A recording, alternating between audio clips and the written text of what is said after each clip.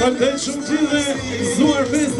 një pjesëmarrje masive prej 2500 personash mes tyre këngëtar, valltar dhe banor jo vetëm të fshatit Vil, por edhe nga zona dhe qytete të tjera u mblodhën për të festuar së bashku. Shumë prej banorëve që janë larguar prej vitesh nga kjo zonë tregojnë lidhjen e fortë me vendlindjen, ndërsa nuk mungojnë as ata që kanë ardhur nga qytete të ndryshme për të marrë pjesë në këtë festë. Këto duket se ringjallësh, edhe pse je në moshë, këtu ringjallësh prapë. Kjo një festë kujton vendlindjen, kjo një festë bashkim njerëzish, bashkim gjaku, edhe si i thomi na ma gjuhën popullore, është dhe se vapë. Në çdo brez, edhe në breza që vinë më mbrapa, nuk duhet të harrojnë lidhjen me këtë natyrë kaq bukur që vetëm Zoti na e fali neve shqiptarëve. Për Shkopia.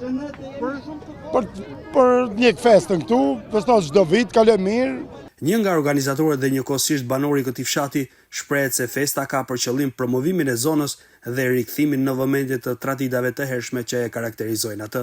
Festa e Vilës tashmë e kthyer në traditë, ishte indicie e përbashkët e një pjese të banorëve, të cilët arritën të bashkohen, të sponsorizojnë dhe të organizojnë një festë fillimisht në dukje simbolike, por që tashmë ka marrë për masa kombëtare.